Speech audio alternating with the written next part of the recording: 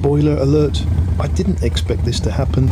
After riding 3 different Harley-Davidsons, I thought I knew exactly what they were about, but this bike, it changed everything.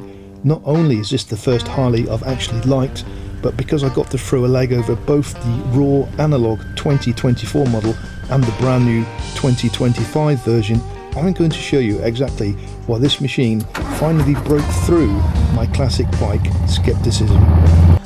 Why am I so drawn to Harley-Davidson every time they roll into town?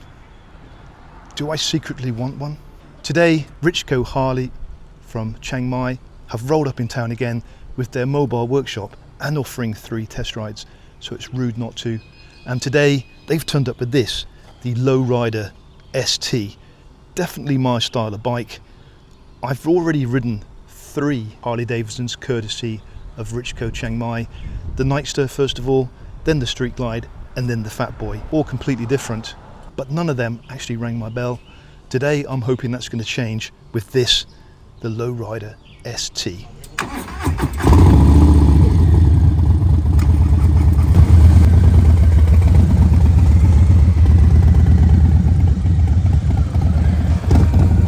I'm starting off on the brand new 2026 Low Rider ST model today, and you know that feeling when you just know you're going to like the bike, and that's exactly what I experienced the second I pulled out the car park.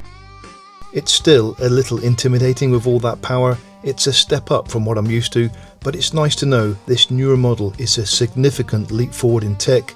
While the 2024 model keeps things classic with that 2-into-2 shotgun exhaust and the basic analog style gauge, the 2025/26 versions have moved the game on. You've got the upgraded 117 high output engine, which is tuned for higher revs, and the new 2-into-1 exhaust system. The biggest change though is the tech. You've got the new 4-inch round display on the handlebars, which is much more informative, plus those selectable rider modes and safety options. It's a great feeling to know that even with that extra power on tap, this bike has the electronics to make it a more controllable and safer ride as I get to know it.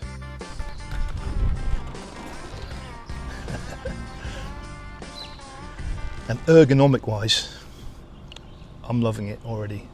The seat comfort, the suspension, the handling, even for a big heavy bike compared to my Royal Enfields, I'm very impressed. Now I do want to talk about the fairings on these bikes. I'm not really used to riding with a fairing, and I automatically assumed they were there to deflect the wind away from me. What I'm finding today on both models is that they actually direct a fair bit of air right into my chest area. It's not uncomfortable, and it's definitely saving me from the head buffeting. But it is creating a challenge for my mic setup today. As soon as I go above 20 kilometers per hour, the wind noise is hitting my microphones pretty hard.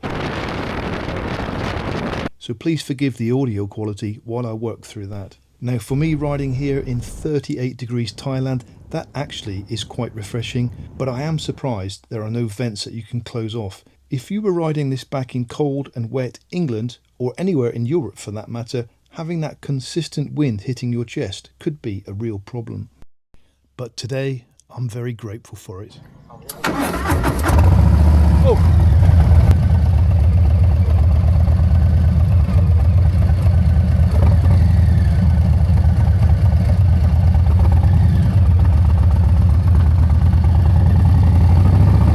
So I really like this. I really like the look. This is the 2025 model, where this is the 2024 model.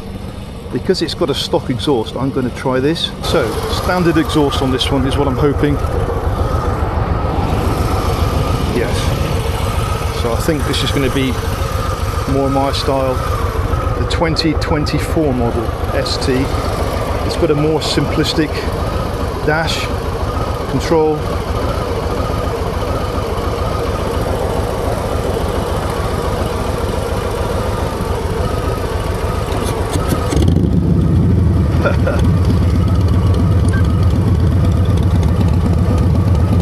So let's try this.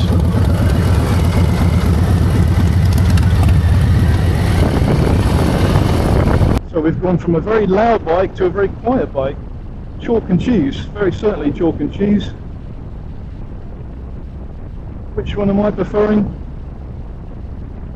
the noisy one. You buy the Harley for the Harley sound. There's something about it, something magical about the Harley sound.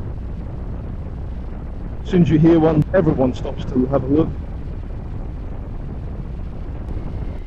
And for a big bike, I'm finding the suspension quite plush, actually.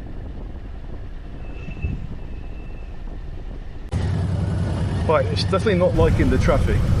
The engine's a little bit warm. I can feel that getting quite hot between my legs. But we are in 38-degree Thailand today, so that's kind of understandable.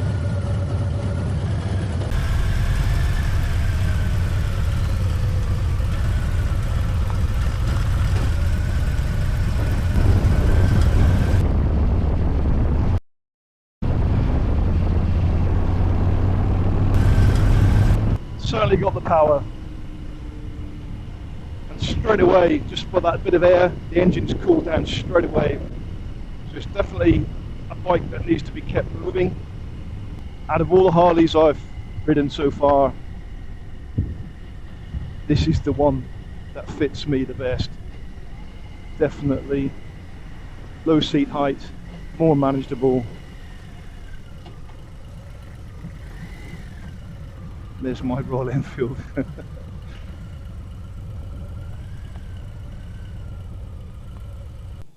Now, when you look at the price tag, things get really interesting.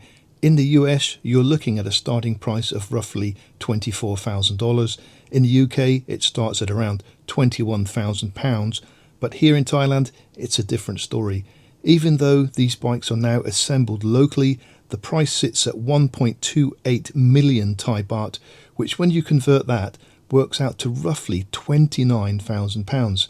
That's a huge gap when you consider that the average wage here is a fraction of what it is back in the UK. These bikes are essentially out of reach for the average Joe. That's exactly why they're so revered here. It's more than just a motorcycle, it's a genuine power and money statement. It's a bike that demands attention for all the right reasons. And I do love the panniers.